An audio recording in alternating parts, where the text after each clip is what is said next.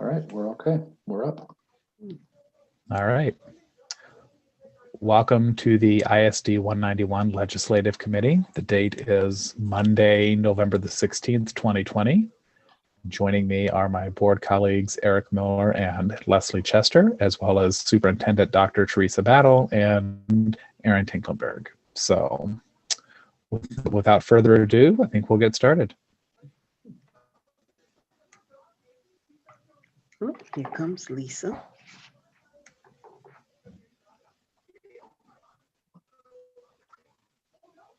I think the first thing on the agenda is the legislation exemption. Mhm. So now that the election has passed, that agenda item is next step for legislative exemption sale of property, because we were to set up a meeting to find a sponsor for that bill for the legislative exception. So putting it for committee members' discussion and how we want to proceed and getting some tight timelines.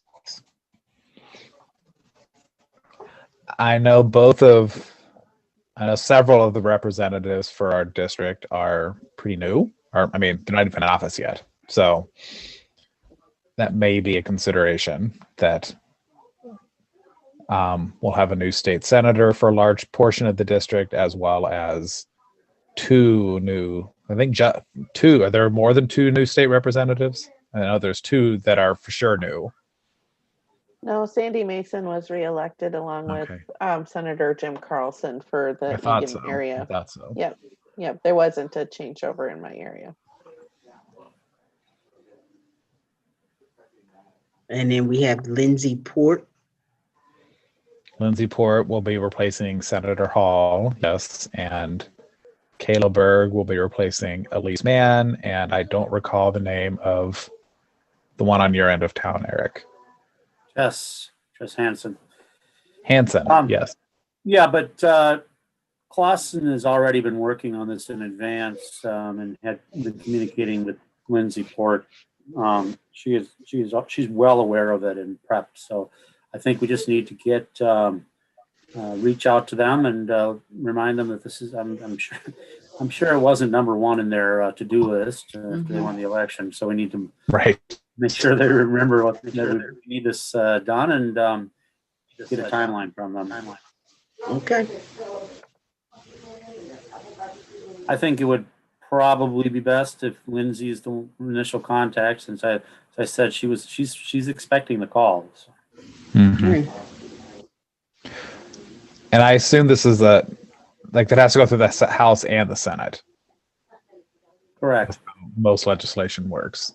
So should we be reaching out to the new House members as well? Well, somebody has to author it. I think the way it, unless they're going to do two joint bill, I don't know, but I think we can just start by talking to Lindsay and see where she wants to go with it from there. Okay, that's fine with me. Is January 5th they're swearing in at the Capitol? Why do I think? Okay. Sounds about right. So probably. Or it's that week, whatever, if not that exact day. Oh, that's a Tuesday. Yeah. Okay. That's probably all right. Then. Anything else? And then we'll report back to you. I think that's it for now. Okay. Yes, the legislative session is scheduled to begin on January 5th. You are correct. So the next item is review AMSD draft legislative platform.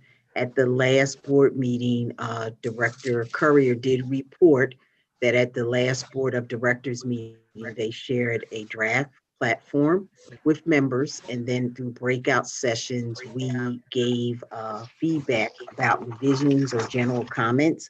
So we are expecting to get their final legislative platform December 4th.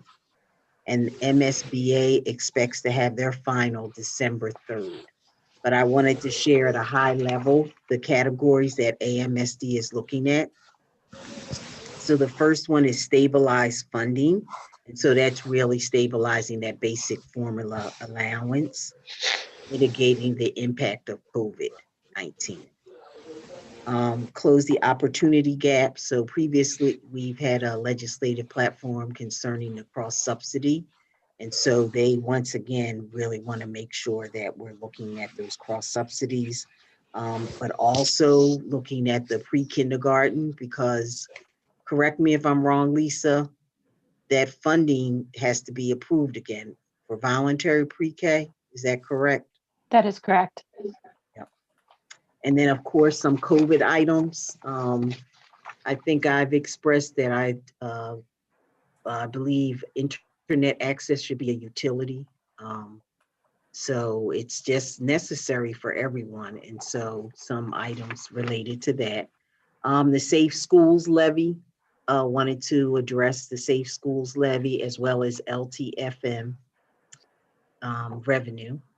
And then the taxpayer revenue, some items about operating referenda, local optional and debt service.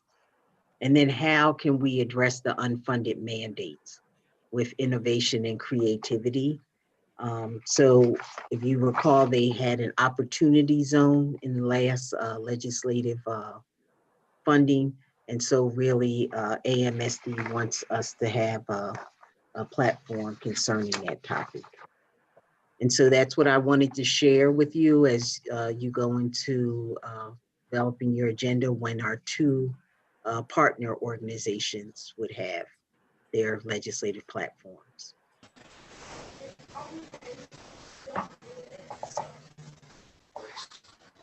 Okay. I mean, I think all of those sound good. I'm sure there's 100 other things that we would also like to have, but there has to be a certain level of prioritizing, especially right now.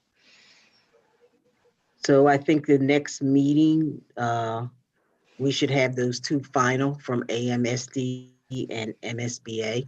So just let us know, in addition, if you want that information, what other additional information you would like me and staff to bring to help develop your platform.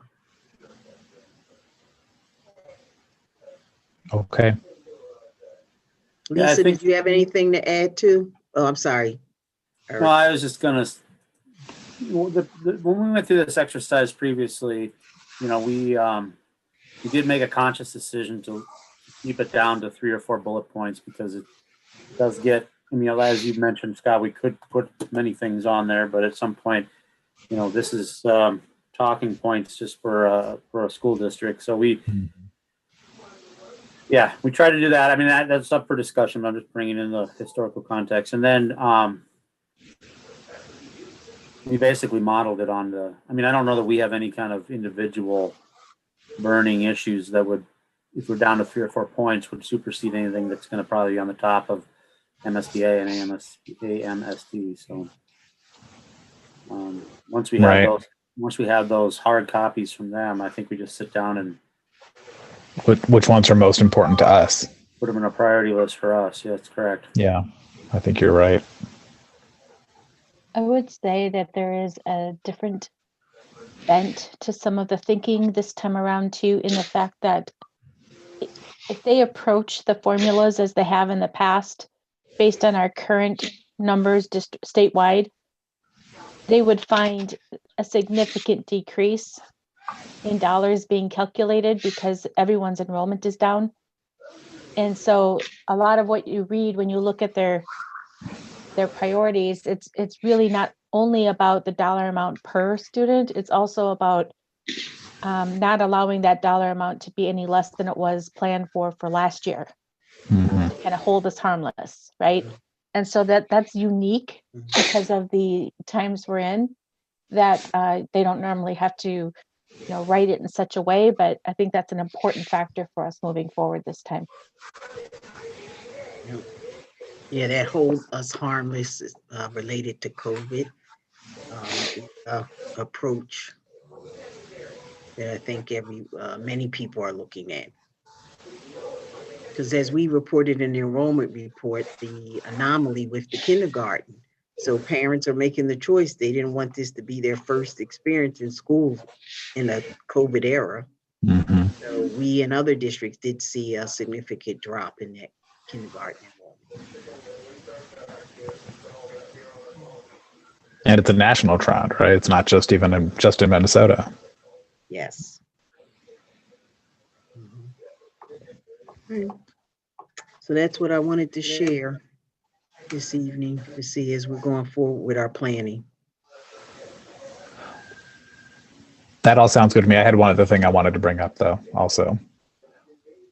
When this group started, I guess it was almost 2 years ago, because it was right as I joined the board, one of the things that we identified as a priority for this group was to invite our legislators to come to our meetings and hear directly from us what our challenges and our realities are, and also hear from them what they are hearing about our schools or any questions they might have. And with having so many new legislators, I think it would be very appropriate for us to extend another invitation to all of our legislators, starting with the ones who are new to the office. I would say those would be we want all of them to come at some point, but I think the ones who are new would be especially good to have them come sooner rather than later. Okay. I know once the session starts, their schedules fill up quickly, so that's also a tricky challenge sometimes. And I do know that Representative Mason really likes to be more involved too, or be in the know. Mhm. So I definitely would make sure we invite her, even though I think we should have all of us. them. Absolutely. Yeah. Mhm. She came last time. She did. Last year. Mhm. Yes. So you're okay if they come maybe 2 or 3 at a time, if it's possible, if I put out the dates, or did you want individual? They're fine if they all accept the same date. I think our agenda's light enough right now that we could probably, and given the fact that they're all, not going to be any shouting over each other. They're all friends. So Right. Go ahead and double book them if you can. I would say that. Is there any advantage to having the senators come to a different meeting than the House members, or is it just as good to have all of them come at once? I don't know. I mean, the interaction. Maybe it doesn't matter. No, it's usually the messaging is pretty much the same between what they talk to us about and what we talk to them about. So true. And I think the only time we had more than one at a time was when Elise and Hunter came together. But I think it would be fine if we invited everybody to attend at once. Maybe it even makes it easier on their schedules if we just set a date. Yeah, or offer the 2 different meetings and see which one works better. And if it has to be virtual, that might even make it more likely that they'd be able to come. Right. Well, I think it'd also be good if we had our priorities legislatively too, from the ones that we pick out or prioritize from AMSD and the MSBA. I agree, but I do think we should tell Amy to go ahead and start scheduling these immediately, starting with our next meeting. We won't have them ready by then, but I think we should go ahead and have everybody start loading up, because as Scott pointed out, we are going to probably run into busy schedules and such pretty quickly. Okay. All right. Anything else? That was the only other thing I wanted to bring up. Okay. Good. All right. If there's nothing else, then we can adjourn. 5:15 p.m. We'll record it. All right.